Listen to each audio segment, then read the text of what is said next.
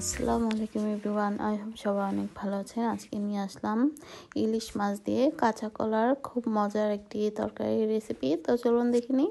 তো আজকে আমি কাঁচা কলা দিয়ে ইলিশ মাছ রান্না করব। তো প্রথমে একটা হাঁড়িতে সামান্য পরিমাণে তেল দিয়ে দিয়েছি, তারপর দিয়ে দিলাম পেঁয়াজ কুচি, টমেটো কুচি, দিয়ে দিলাম আদা রসুন পেস্ট আর লবণ দিয়ে মশলাকে বেশ কিছুক্ষণ কষিয়ে নিব প্রথমে।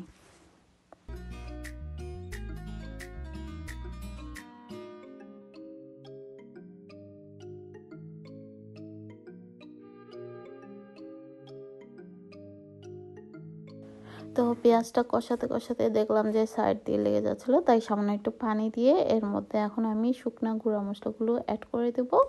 যেমন এখানে আমি হলুদ গুঁড়ো, মরিচ গুঁড়ো, ধনে গুঁড়ো এবং জিরা, কারি পাউডার, সামান্য একটু কালারের জন্য দিয়ে দেব পাপরিকা গুঁড়ো।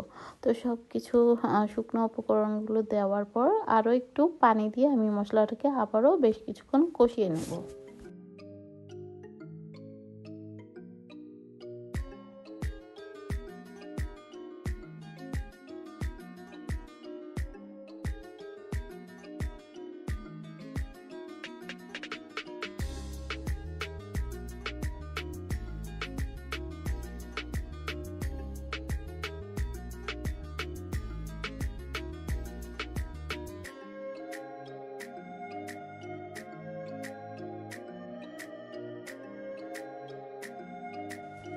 তো এই তো দেখতে পাচ্ছেন মশলাটা যখন কষানো হয়ে আসছে বেশ কিছুক্ষণ, কষানোর পর তেলটা যখন উপরে ভেসে আসবে তখনই দিয়ে দিতে হবে কেটে ধুয়ে রাখা কাঁচা কলা, এবং সঙ্গে আমি দুটো আলু অ্যাড করেছি।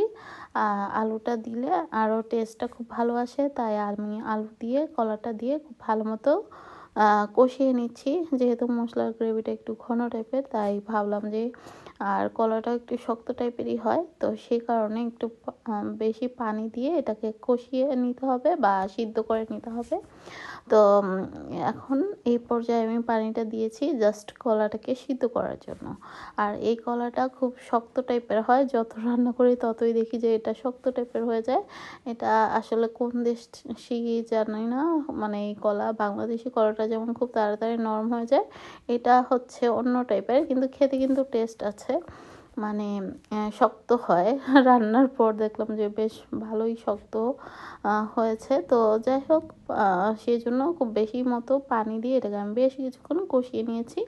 তো এই পর্যায়ে দেখতে পাচ্ছেন ঝোলটা যখন একদম কষাতে কষাতে শুকনো শুকনো হয়ে আসবে, সেই পর্যায়ে আমি মাছগুলো দিয়ে এর মধ্যে কিছু কাঁচামরিচ আর ধনেপাতা এবং পানি আর লবণটা চেক করে দিয়ে আর কিছুক্ষণ রান্না করলেই কিন্তু হয়ে যাবে। ঝোলের পরিমাণটা খুব বেশিও রাখবো না, আবার খুব কমও না, যেহেতু এটা একটু ঘন টাইপেরই হয়। কলার তরকারিটা ঠান্ডা রান্নার পর ঠান্ডা বা চুলা বন্ধ করলে কিন্তু দেখবেন ঝোলটা আর একটু কমে যায়।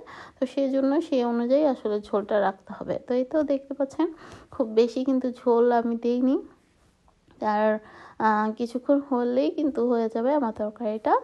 আর এই রান্নাটা খুবই সুস্বাদু হয়েছে, মানে কি আর বলবো। যারা বাসায় রান্না করেন তারা তো জানেনই, কাঁচা কলা দিয়ে ইলিশ মাছ খুবই সুস্বাদু হয় এভাবে রান্না করলে। আর আমার রেসিপিটি যদি কারো ভালো লেগে থাকে অবশ্যই বাসায় একবার হলেও ট্রাই করবেন।